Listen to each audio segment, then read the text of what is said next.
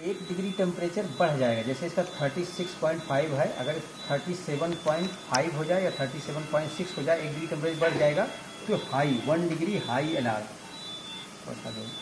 1 degree high ये alarm जल जाएगा। ठीक है, विजिबल या एडिबल जो भी हो सकता है। अगर प्रोब डिटैच, जैसे ये प्रोब लगा रखा है मैंने यहाँ पे प्रोब, ये प्रोब है और ये प्रोब डिटैच हो गया, तो ये वाला अलार्म जो प्रोब डिटैच वाला अलार्म है ये जलने लगेगा।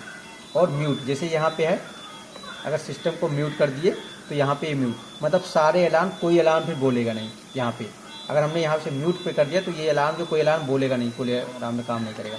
और ये सिस्टम फेलियर, सिस्टम मतलब जो ये रेडिएंट वार्मर है ये पूरा फेल हो गया, तो ये वाला। तो अब इस चीज़ में क्या फ्यूल है, अगर जैसे प्रोब डिटेज है, प्रोब हम लगा देंगे, ठीक है। 1 डिग्री हाई टेम्परेचर है तो उसको हम कम करेंगे, बच्चे का स्पंजिंग करेंगे, पीसीएम देंगे जो भी। अगर 1 डिग्री लो टेम्परेचर है तो हम उसको शॉक और वो सारी चीज़ें करके वार्म करेंगे। तो जो स्किन प्रोब अगर नॉन फंक्शनल है, स्किन प्रोब करेक्ट करवाएंगे, air probe non functional engineer को बुला के हम करेक्ट कराएंगे जो इसका प्रॉब्लम है वो हम। तो अब रेडिएंट वार्मर काम कैसे करता है, होता क्या है, सबसे पहले हम क्या करेंगे, ये इसका मेन सिस्टम होता है। यहाँ से इसको हम ले जाके इसमें अटैच कर देंगे।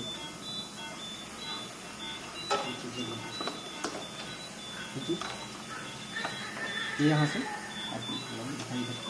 ये चीज़ यहाँ से अटैच करें, इसको लगा के मेन स्विच में हमने लगा दिया। अब ये ऑन हो गया। अब हमारे पास 2 है। अब यहाँ से इसको ऑन ऑफ कैसे करना है, ये ऑफ हो गया, हमने यहाँ से ऑन कर दिया, फिर से ऑन हो गया, मैंने ऑफ कर दिया, ऑन कर दिया। ये दूसरा हमें कोई प्रोसीजर करना, हमें लाइट की ज़रूरत है, यहाँ पे लाइट वाला होता है, लाइट जल गई, लाइट आ गया, हमें इंट्रा लगाना है या अम्लाइकर डालना है या कोई भी प्रोसीजर करना है बच्चे को, यहाँ से लाइट ऑफ कर दे। तो हमारे पास लाइट है, कोई प्रोसीजर करने के लिए, इसको ऑन ऑफ करने के लिए मेन स्विच पे। अब एक्चुअली काम करता है कैसे, जैसे ये इसको लाइनन बोलते हैं। तो सबसे पहले बेसिक नेट पे जो लाइनन है, हाँ जैसे मैंने सर्वो मोड, तो यूजली हम सर्वो मोड ही यूज़ करते हैं। केवल 2 ही कंडीशन है जहाँ पे हम मैनुअल मोड यूज़ करेंगे। एक तो जब शुरुआत में बच्चा इसके प्लेस नहीं है, जो इसका लाइनन है उसको फर्स्ट 20 मिनट वार्म करेंगे। उस समय हम हीटर आउटपुट, जैसे अभी तो यहाँ 0 है, बिल्कुल नहीं जल रहा है, उसको हम 100% कर देते हैं। जैसे हमने मोड चेंज कर दिया, अब हीटर आउटपुट 60% है, तो इसको 60% न करके हम 100% करके 20 मिनट तक वार्म कर लेंगे। अब वार्म आ गया, उसके बाद इसको बेबी को प्लेस करेंगे, यहाँ बेबी को प्लेस करेंगे। हमने जैसा बताया था कि इसकी सैनिटाइज करेंगे, हाथ सब कुछ करके इसको राइट साइड में यहाँ पे अटैच कर देंगे। अटैच करने के बाद फिर ये चीज़ें, अब हम इसको पहले वार्म जब कर रहे थे तो मैनुअल मोड पे था, अब यहाँ पे सर्वो मोड पे इसको अटैच किए, सारी चीज़ों के अब हमारा वो कर रहा है। अब मैनुअल मोड में एक चीज़ और ध्यान रखना है कि वहाँ पर जो पहली बार मैनुअल मोड करने के बाद मान लीजिए जैसे हमारे पास सीवियर हाइपोथर्मिया का मैनेजमेंट होता है, तो 2 प्रोसेस में होते हैं, एक रैपिड वार्मिंग, एक होता है स्लो वार्मिंग। रैपिड वार्मिंग जो है, अगर किसी का टेम्परेचर 34 डिग्री से कम है, क्योंकि 34 डिग्री के नीचे एंजाइम काम करना बंद कर देते हैं, तो 34 डिग्री के नीचे है तो हम रैपिड वार्मिंग करते हैं 34 डिग्री में, उसके बाद हम स्लो वार्मिंग। तो रैपिड वार्मिंग जब करते हैं सीवियर हाइपोथर्मिया के मैनेजमेंट, तो वहाँ पे भी मैनुअल मोड पे करते हैं, 34 तक मैनुअल मोड पे करके रैपिड वार्मिंग कर दे, उसके बाद एंजाइम काम करने लगे, उसके बाद खतरे से निकल जाता है बच्चा, उसके बाद 34 डिग्री से नॉर्मल टेम्परेचर ले जाने तक हम फिर से सर्वो मोड पे कर लेंगे। तो 2 ही कंडीशन है जहाँ मैनुअल मोड, एक तो जब प्री वार्म करते हैं बच्चा प्लेस नहीं 20 मिनट तक, और दूसरी कंडीशन ये है कि जब हम सीवियर हाइपोथर्मिया का मैनेजमेंट के समय रैपिड वार्मिंग करते हैं तब वो करते हैं।